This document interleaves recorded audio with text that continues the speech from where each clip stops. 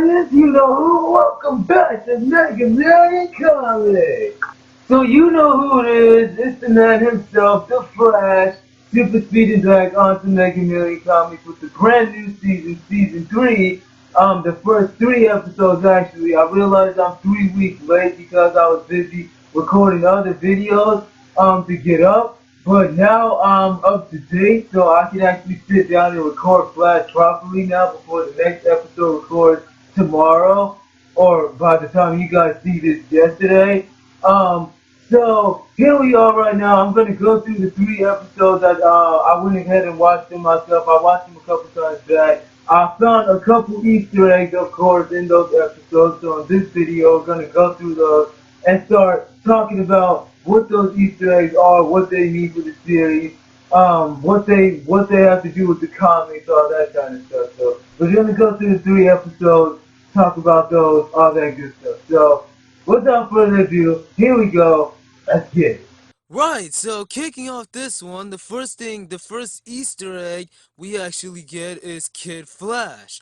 Now, we did actually get to see like some promos of this character. We got to see some pictures like of him behind stage, a few shots like him in the trailer and stuff like that, but this is him actually in action in the show. And I have to say his appearance was amazing. In fact, Kid is probably the best speedster, the best newest speedster I've seen show up on the show so far, and I absolutely love what they did with the character. On top of that, he actually looks exactly like his counterpart from the comics. From head to toe, the way he has on the yellow, and then he's got the red and white lightning bolt, the red pants, the red gloves, even the mask, how they have the top cut off. Of course, they don't have like the goggles that Kid Flash usually wears that he keeps up on top of his head, but this is still an amazing interpretation of Kid Flash. I absolutely love what they did with this character. Next, we get a look at our new evil speedster called Rival. Now, this is probably the worst version of Rival we have ever seen in like anything since the comics. And I'm not saying that because Rival's like a bad character. I'm saying that because of how they made his costume in this show. Absolutely horrible. I mean, this is what Rival looks like in the comics. Rival, if you guys didn't know, by the way, Rival is actually the evil version of Jay Garrick. He got his speed the same way. He kind of like he's like a darker version of Jay Garrick. He's like the Flash. He's like the Earth 2 version of Reverse Flash for Flash. This is what he looks like in the comics, and this is what they made him look like in the show. Yeah, this looks nothing like Rival from the comics. As a matter of fact, he looks more like a rival Batman than anything else. The way the fact that he's wearing a mask and the way the mask looks, he looks more like an evil version of Batman with the lightning bolt on his chest rather than an evil version of the Rival. So yeah, this character is just unacceptable. I mean, it would have made sense if they said this character was Rival. In the show, if you guys remember Hunter Zolomon, of course, Zoom was foreshadowing as Jay Garrick since the beginning of season 2 of The Flash. This is what his costume looked like. He would have made a bet. If they called him Rival, I would have actually believed that he was Rival because he looks way closer to the comics and way better than this guy looks. See, this is what Jay Garrick looks like in the show right now. Um, this is, if you guys don't remember, Jay Garrick actually finally made his on-screen appearance towards the end of season 2 of The Flash. We found out that Zoom had taken his identity. He's the doppelganger of Barry's dad, who actually died by the hand of Zoom, and his costume is a lot more brighter, a lot more complex, but it's still awesome looking. And these two right here, Jay Garrick and Jay Garrick, these two actually look like real speedster and rival from the comics. this guy in the background looks nothing like that. Even if they weren't even going for the rival from the comics, it still is a horrible look for the character, and I'm sure a lot of people can back me up on that. Up next, we have Cisco Ramon, the richest man in the world. Now, this is actually taken straight from the pages of the Justice League comics, where in an alternate reality, Cisco was actually deemed the richest man in the world rather than his superhero persona, Vibe. Now, what's weird about this is I don't know why in season 2, instead of like when they, if you guys remember when they traveled to Earth 2, they met Cisco's evil counterpart, which was actually like, well, a version of Vibe, but he called himself Reverb. Yeah, this guy right here. Um, I don't know why they didn't go with the richest man in the world, Cisco Ramon, as Earth 2 Cisco in season 2, since that is like what they did in the comics and in Flashpoint. It would have been not, it would have made more sense than to put Reverb, like a different version of Cisco. Like, well, of course, yeah, we're gonna see Cisco actually using his powers because, of course, they have Caitlyn as Killer Frost on Earth 2, and then you got like Wally as Kid Flash and the Flashpoint and like Firestorm on Earth 2 and stuff like that. But still, with Cisco, we already know he's Vibe. He already has his powers on this Earth, so there's no reason to have Earth 2 Cisco as a version of him with his powers with a different name. Why not just make him the richest man in the world? Like they did with Flashpoint, you know what I mean? That was kind of weird, but I still like how they put this into the show anyway. Now in this scene right here, later towards the end of the episode, we see Cisco Ramon, still in his sweet looking suit inside of Star Labs, along with Iris and a Mrs. Caitlin Snow. They're there monitoring Barry and Kid Flash, who are currently out fighting rival. This was after after Kid actually got stabbed by rival. I'll go back to that a bit later, but here we actually get Cisco making a reference when Rival starts to make wind tornadoes, like circling around. Cisco says he's like a weather wizard. This was, of course, a direct reference to the supervillain Weather Wizard, who, of course, if you guys remember, made an appearance in season 2 of The Flash. Well, season 1. So that was pretty like clever, putting in a reference to Weather Wizard in this right here. As to saying, because you know how Cisco is the one who came up with Weather Wizard's name, back in the, well, I was gonna say back in season 2, back in the alternate other reality, Cisco came up with the name Weather Wizard, and then here he just came up with it, mentioning how the tornadoes are like going around and stuff. So that's a pretty clever like input in there as to saying, hey, you know, Weather Wizard, you know, yeah, he exists in this universe, or doesn't exist yet, but like that's references to saying that um he's still in the universe somewhere. Right then, going back now. This is actually the scene I was just talking about a minute ago where Kid Flash, it gets stabbed, through the, it, well, I don't really know what it was, but he got stabbed by Rival. This is what I was talking about earlier when I said that, Barry and Kid were taking on Rival, when Cisco made the joke. Now, the Easter egg in this one, this is something that a lot of people actually missed. The Easter egg in this one is actually the fact that this scene was actually taken straight from the comics, in the Flashpoint, timeline, where Batman, if you guys remember, in this timeline, Bruce Wayne died and Batman's dad became Batman. In this timeline, Batman actually was the one that stabbed Reverse Flash. Now, what's cool about this is that we got Rival wearing a dark black suit looking like Batman. If you guys remember earlier, I also said that he looked like an evil version of Batman. Hint, hint, nudge, nudge.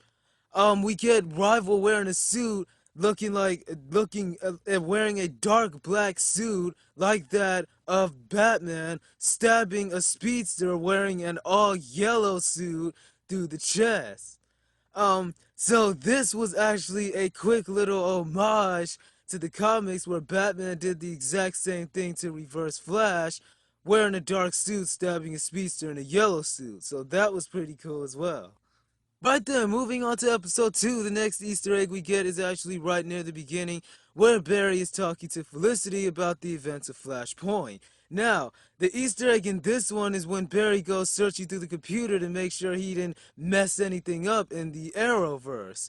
Now he comes across a picture of Diggle and his little boy.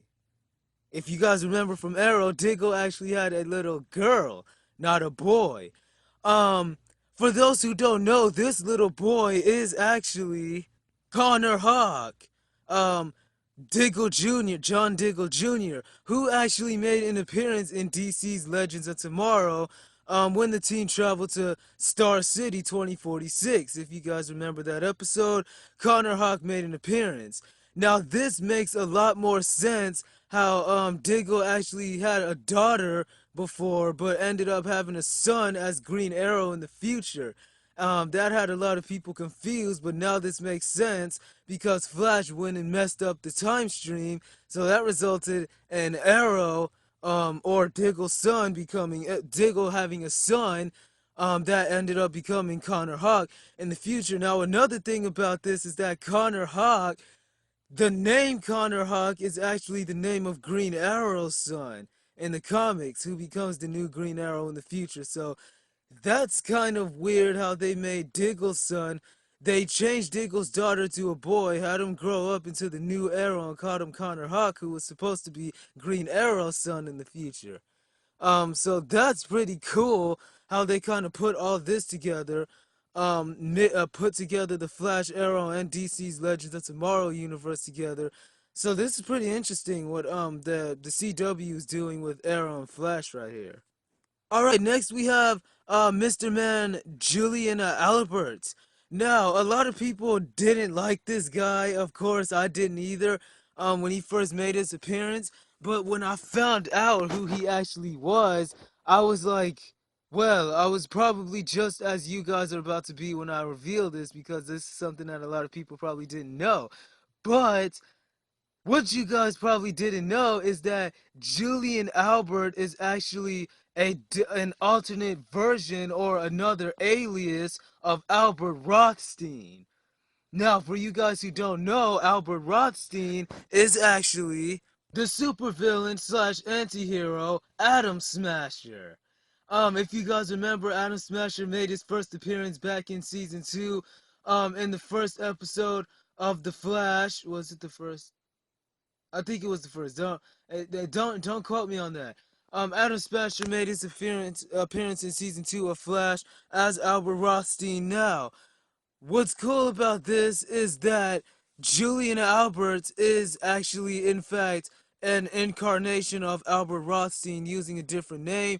He was sometimes a different alias that Albert Rothstein himself used. He was sometimes a different reality, like a different version, a different Earth version of Albert Rothstein, called Atom Smasher. A little hint to this as well in this season 3 of Flash was the fact that Julian hates metahumans. And the reason for that is that one of them actually killed his father or mother. I can't remember which one, but this event actually did take place in the comics, which made him turn into Atom Smasher.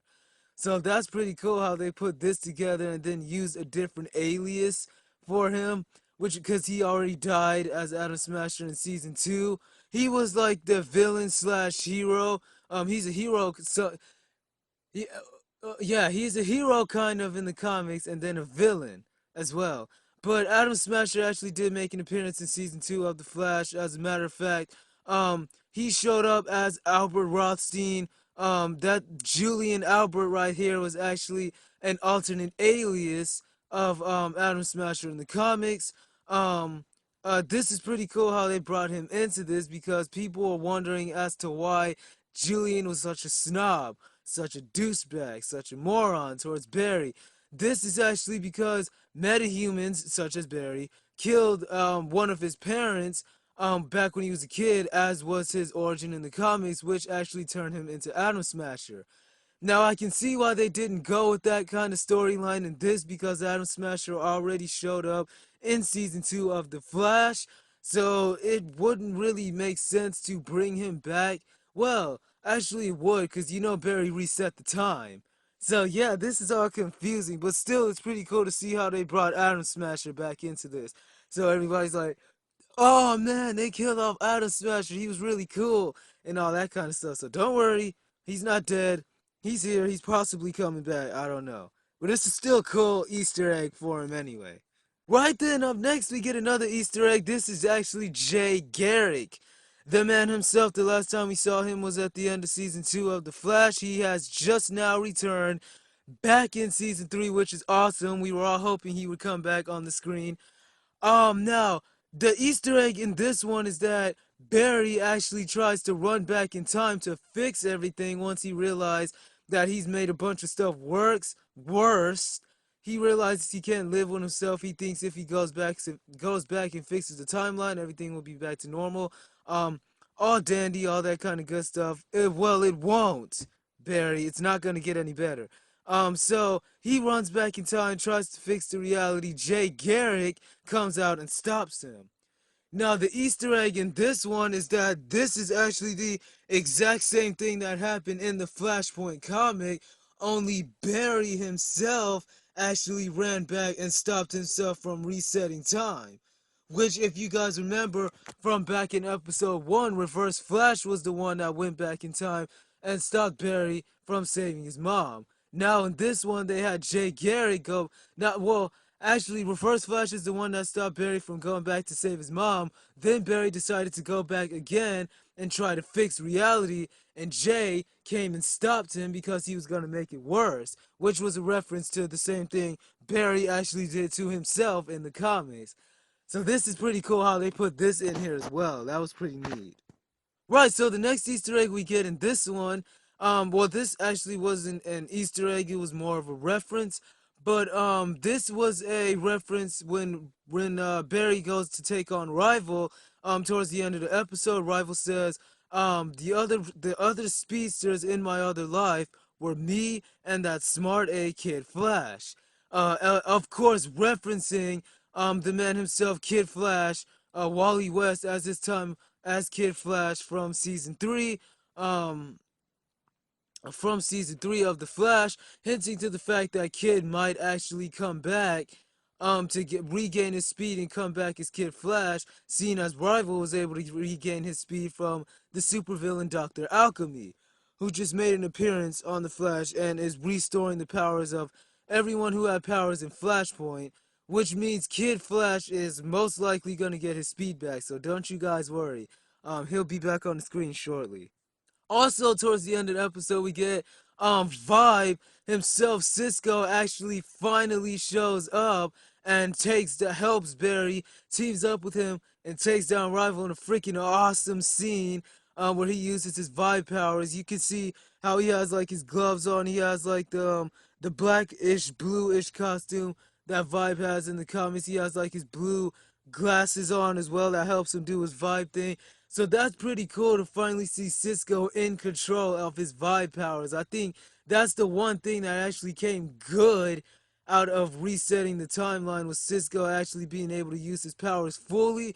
So hopefully we'll be able to see him later team up with Flash and take down more villains as time goes on. Then finally, the last Easter egg we get in this one is Caitlin.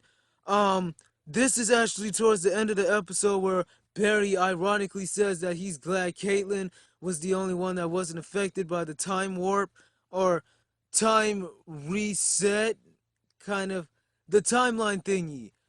He's glad that Caitlin was the only one that wasn't affected, and of course we find out that she wasn't, as she reveals that she has her Killer Frost powers. For those who don't know, Caitlin Frost is actually Killer Frost, a supervillain in the comics who made an appearance in season 2 on Earth 2. Caitlin was Killer Frost. So this is pretty interesting seeing how Caitlin has her powers. It's gonna be interesting seeing how she manifests them later. We don't really see Caitlin being evil. Well, we did see her evil in season 2, but we don't see her like on Earth 1 as nice as she is being evil in this show. So it's going to be interesting how she uses her powers when they develop a lot more as the series progresses. Right then, moving on to season episode 3 of The Flash. In this episode, we actually get the girl herself, Jessie Quick. She finally returns to The Flash to reveal that she has her speed, which is freaking awesome because if you guys remember, Jessie Quick is in fact a speedster in the comics. It is very awesome to see her now showing her speed. It took a little while to manifest because if you guys remember in season 2, both her and Wally got hit when Barry tried to recreate the accident that gave him his power, which was clever how they made Jesse and Wally get hit by it. Giving them their speed. Well, Wally, of course, didn't get his speed. Well, well, I think he did get his speed. It just has not yet manifested as Jesse's has, because if you remember, Jesse said her speed was triggered by a car almost hitting her, and it was reflex that made her get her powers. So it's pretty cool to see Jessie finally back with her speed. It's gonna be awesome to see her teaming up with Flash later in the series. As she actually does in the next couple episodes, I'll explain later, but yeah, Jessie Quick is back. Awesome.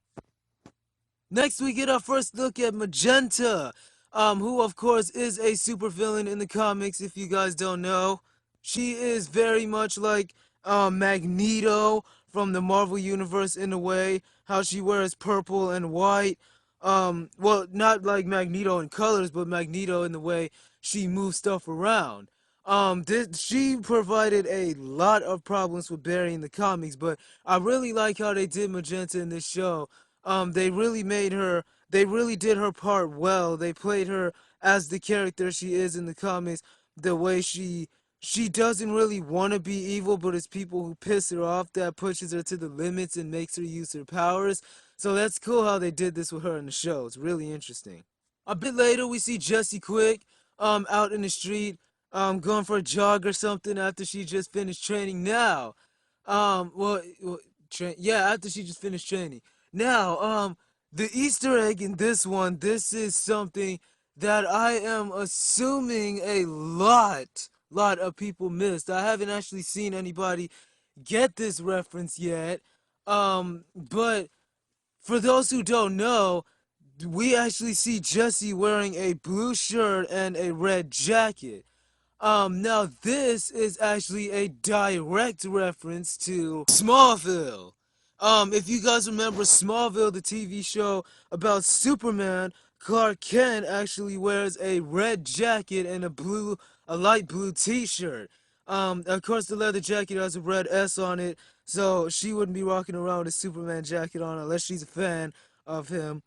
Um, but this is actually pretty clever how they put this in here. I'm not sure if this was actually intended to be a reference to Smallville. It just happened to be about a DC superhero TV show that used to be on the CW about a superhero who happens to have super speed in one of his many powers and wore a red jacket and blue shirt.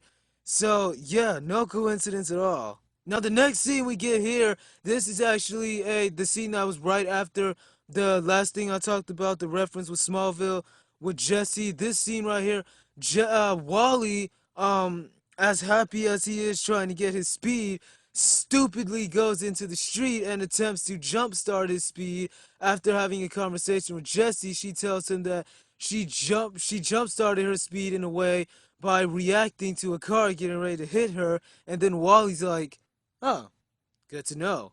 So he goes out into the street with his stupid behind and attempts to get hit by a car, or not attempt to get hit by a car, but attempts to jumpstart his speed the way Jesse did by waiting for a car to hit him and hoping that his reflexes causes time to slow down so that he can super speed out of the way and get his powers going. Now, this was actually a reference to the exact same thing he did in the comics. In an alternate reality, trying to get his speed back, ended up breaking his legs off of a car. So, yeah, that's not really gonna work well, man. Just saying. Next up, we have a scene right after Wally attempts suicide. in order to get his speed back. We have seen Barry absolutely scolding him for doing something so stupid, going in the street, trying to get his speed. Wally, during this argument, Wally actually says, he says a statement, what? Not enough, only room in the family for one speedster, Barry? Now for those who didn't pick up on this, this is a reference to the fact that there actually is a group, well, family of speedsters in the comics, consisting of Barry Allen, of course, Wallman himself, Kid Flash, Jay Garrick, Max Turbine, Bart Allen, Barry's grandson from the future, Jesse Quick, and then of course Iris West Jr. From the timeline that Barry was in. I mean Bart was in. Barry's grandson from the future. So Wally is apparently sad that he's the only one who doesn't have his speed yet, because he wants to be part of the Flash family, which of course was a full family in the comics. So this is kind of cool to see how dedicated Wally really is to getting his speed. Just so he doesn't feel left out, so he can be with Jesse, and so he can save people, the way the Flash does, every at the same time, all at the same time. So this is pretty cool how they made Kid Flash in this one, not just a stubborn, stuck up, oh, I don't want to do the superhero thing kind of guy. Right then, moving on, the next Easter egg we get is near the end of the episode. This one is actually the man Harrison Wells. Now, Wells actually makes a quick little reference, when he sends Jesse out to help Barry take on Magenta. He says, "Run, Jesse, run." Now, for those who don't know, this is a saying that has been going on since season 1, episode 1 of The Flash. All versions of Harrison Wells or other people have been telling Barry the exact same words, "Run, Barry, run." And now he's passing it on to Jesse by saying, "Run, Jesse, run." So this is a pretty interesting ongoing reference right here. Then at the end of the episode, we finally get to see Jessie Quick's outfit. Um, Now this her outfit doesn't exactly look like the one from the comics, but then again, it looks a lot better than Rival's freaking costume anyway. It looks a lot closer to her costume there than his. So I'm happy with the costume they have here. Of course, her costume doesn't have the Flash lightning bolt. That Barry has. Her costume has a different kind of symbol. But this costume was actually taken from a villain who was in season 2 of The Flash. If you guys remember, her name was Trajectory. She wore this suit. Barry just basically put a lightning bolt on it and gave it to Jessie as her own. But anyway, it's still pretty awesome to see Jessie actually getting ready to suit up now for the Flash show. Right then, up next, episode 4 of The Flash. This one here, we actually get to see Mirror Master show up for the first time.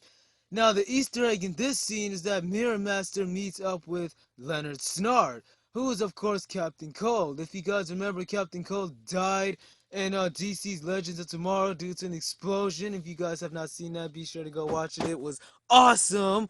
But here, Mirror Master and Captain Cold are they having some difficulties with each other. Now, this is ironic because in the comics, these two are actually part of the same team. In fact, they're like brothers. This team was called the Rogues. This was one of Flash's most hated crime group. These consisted of Captain Cold, Mirror Master, Heatwave, Weather Wizard, and the Trickster. All characters who made an appearance in the Flash TV series up to date. So it would be pretty interesting to see all 5 of these characters team up to take on Flash sometime later in the series. I don't know if this is actually going to happen since Captain Cold is dead, but it would be cool to see that like sometime later in the show.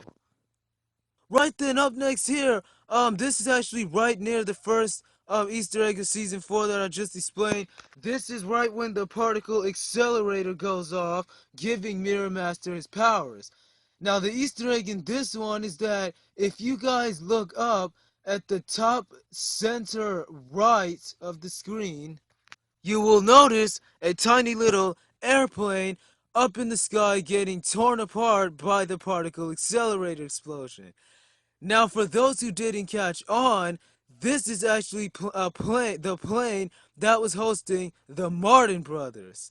If you guys don't remember, the Martin Brothers are actually two different incarnations of Weather Wizard who showed up in season one of the Flash.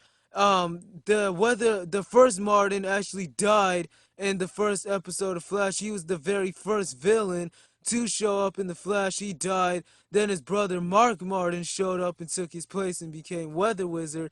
He hasn't died yet, but he made an appearance and took the role on pretty good. I'd say. Here's a little clip right here. If you guys don't know, in their origin story, it actually shows in the beginning of season one how they blow up in the plane from the particle accelerator explosion. It's gonna get choppy. You wanna strap yourself in?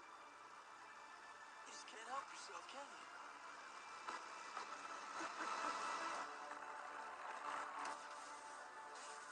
Oh my God.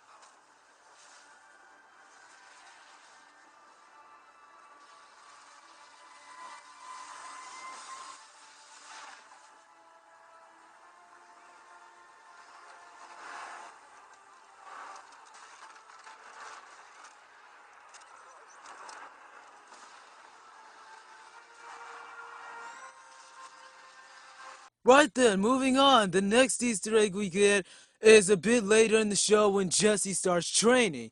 Now, the Easter egg in this one is when Jesse says that she needs to go grab something to eat. And Cisco's like, oh yeah, we got some power bars over there in the workshop. Now, this is actually reference to the fact that speedsters burn a lot of calories as they run, so they have to eat a lot, a lot of food and a lot of they have to eat they have to eat a lot of food and most of the time because they burn a lot of calories when they run, which was something that Barry found out the hard way back when he took on a villain called Multiplex back in season one of The Flash. So this was a pretty cool reference that they put in for Jesse in this episode here. A bit later, we get to see Jesse actually suited up, training with Flash, running around back and forth around the particle accelerator room and stuff. Caitlin, the Easter egg in this one is that Caitlin actually says Jesse is almost as fast as Flash, if not faster. This is a reference to the fact that Jesse actually is, in fact, a whole lot faster than Flash in the comics, if not the exact same speed as the Flash. Given the fact that they can both access the Speed Force, Jesse and Flash are both almost equally matched in speed. Kid Flash is nowhere near their speed, which kind of sucks. But it's pretty cool to see how they made Jessie very, very accurate to her character in the comics, not just with her suit, but with her speed itself as well. A bit later, in the same scene where Barry and Jesse had just trained, we get a part where they're walking out of the training room and Barry's talking to Jesse about tips on how to survive in the superhero world. One of the tips he says is make sure to case every environment whenever you go in and never to run in blind. Now for the Barry actually did in fact say himself what the reference was from, but if you guys didn't understand it, this was a reference from the time Oliver, the Green Arrow, actually told Barry the exact same thing back in season 1 of The Flash, where Oliver trained Barry himself in an episode called Flash vs. Arrow. Okay, there may have been some damage, but I got the job done. I was the hero. Barry, when you approach a new environment, do you case every inch of it? Could you have the time? But you don't. You just run in blind. Here, Starling City is meaner. I seem to remember helping you pretty good last year, and that was without powers. I've been practicing everything you taught me. I'm casing new environments. I'm not running in blind.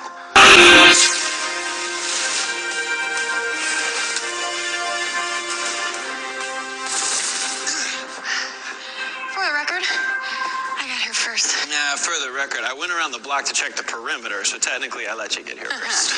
A bit later in the episode, we see Mirror Master actually trap Barry inside of a mirror when he gets distracted trying to save Jesse. Now, this was a reference to the time Mirror Master actually trapped the entire Justice League in mirrors and created mirror reflections of themselves. Opposites, as you could call them. So this is pretty cool. This is a pretty good Easter egg showing how exactly in depth they're going with Mirror Master's powers in this one. Comparing him to his character in the comics is almost exactly accurate. So this is a pretty interesting Easter egg slash reference right here. Towards the end of the episode, Barry takes on Mirror Master again while Jesse is out taking on Top. Um, what the Easter egg in this scene is actually when Barry traps Mirror Master around a couple dozen different mirrors. Now, this, of course, was actually a scene taken directly from the comics and from the animated Batman the Brave and the Bold TV show, where Flash showed up and took on Mirror Master and did the exact same thing. This actually took Mirror Master's powers away in the comics for a short time, but he was eventually able to regain them later. Still, it was a pretty good reference slash Easter egg slash homage. Finally, at the end of the episode, we get Killer Frost. Now, Caitlin is actually finally beginning to transform into Killer Frost. This is due to the fact that she used her Killer Frost powers twice. The first time when she, did a little glare with her hands back in the first episode of The Flash, showing that, hey, you know, like, I'm Killer Frost. Just letting you guys watching know. But her powers got revealed fully. We actually got to see her use them when she went to break Barry out of the mirror he was trapped in. In doing that, she began changing. Her mom will explain what that is later as we get into episode 5. But we start seeing changes as her lips turn blue and her hair turns white, which is of course a reference to her character Killer Frost, which we got to see fully in season 2 on Earth 2. So this, of course, is showing Killer Frost getting closer and closer to her full transformation. Eventually, she's gonna have to reveal herself to Team Flash, which is not gonna be nice, but it's pretty cool to see her begin to change as of right now. Right then, moving on to episode 5, we only have a few Easter eggs in this one. The first one is actually Caitlin's mom, Dr. something weird name that I can't say right now. For those who don't know, Caitlin, did I say Doctor Strange? I don't remember. I might have just said Doctor Strange's mom. I don't remember. I think I might have said that. Caitlin's mom. If I said that, sorry, but Caitlin's mom. For those who don't know, Caitlin's mom actually was the original Killer Frost in the comics. She was a different alias of Killer Frost, as was a bunch of other different people before Caitlin Snow actually came and took up the mantle herself. So this is a pretty interesting reference to the comics right here as well, making her Killer Frost's mom. Now, the alien we get here a bit later in the episode, for those who don't know, this is actually a reference to the fact that this alien is actually a real celestial being in the DC universe. As a matter of fact, this alien participated in War World, an event where aliens and monsters fought each other under the rule of Mongol, which took place in the animated Justice League Unlimited TV series that Superman participated in. So this is a pretty interesting Easter egg to see right here as well. A bit later, we get to see this Easter egg here, which is actually Cisco tampering with the carbon wires that Wells had told him to make for the giant monster. Now, the Easter egg in this scene is actually when Wells starts monologuing about his time back in his other Earth with his other Flash. While he's talking, he mentions that Flash called a bunch of him and a bunch of other people to meet some metahumans at a certain place for a final showdown he called World War M. Now, for those who don't know, this is of course a direct reference to a key point in the comics, in the Justice League comics called World War M, where the Justice League made a final stand against every single every single supervillain in the universe. This was like an alternate reality version of the Justice League. I can't recall the event exactly, but I remember the Justice League calling a whole bunch of heroes all together to take on a whole bunch of villains. They called it World War III or World War M. And it was pretty interesting. So that was a pretty cool reference right there as well. A bit later, towards the end of the episode, we get to see a reference of Harrison. Harrison and Cisco are in talking about the giant monster that Barry's fighting. In this scene, what's his name? Wells. I can't believe I said what's his name. In this scene, Wells actually makes a reference to Star Wars when he says Empire of the Sun, Barry. And Cisco's like, Empire of the Sun. It's Empire Strikes Back, dude. And he's like, Empire Strikes Back, Barry. This is actually a reference to Star Wars Empire Strikes Back. If you don't know why he made this reference, it's because in Star Wars on the planet Felucia, if you guys remember, the Jedi's took on a giant AT-AT. I think that's what they're called. AT-AT. That's what Harrison called it. AT-AT. AT-AT. Um, it's actually called an AT-AT. These were giant white robots that walked around with long legs. Harrison compared that with the giant white alien that Barry was taking on. A very funny reference. Then finally, at the end of the episode, we get to see Caitlin at yet another transformation as her eyes turn blue from accidentally freezing a computer monitor while listening to her mom talk about how her if she keeps using her powers, it'll be more and more difficult to control them or take them away, which was what I mentioned earlier when I said I was going to talk a bit later about why she was changing. It's because the more she uses her powers, the more she starts changing into Killer Frost. Now we actually get to see her eyes start turning white, which is freaking awesome as well, but still bad because we don't really want to see Caitlyn become evil. But it's kind of like that thing where, well, I mean, you know how Cisco got his powers and he kind of didn't want to tell anybody, but he's a hero. She's a villain, so this is going to be more difficult. But still pretty interesting to see Caitlyn evolving even more now as this series progresses.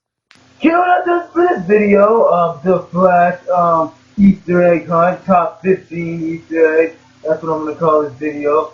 I hope you guys enjoyed this one. Let me know what you think in the comments. Let me know if there's some of the stuff I didn't explain clearly. If there was some stuff I didn't go over that you saw that I missed. If there was some stuff I did explain that you didn't really understand that you want me to go back and talk about again. All that kind of stuff. Just let me know in the comments. Let me know. But thank you guys so much for watching this video. If you have not seen the last one, be sure to check it out. That was... Iron Fist Top 10 Coolest Easter Eggs Reviewed and Explained. And if you're still interested, be sure to check out the next video. That one is going to be... Supergirl, Season 2, Episodes 3 and 4.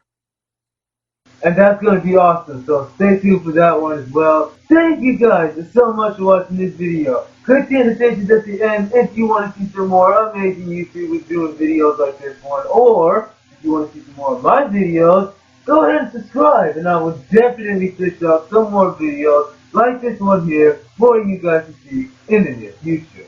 But thank you guys so much for tuning in. And I will see you all again in the next video. Tryna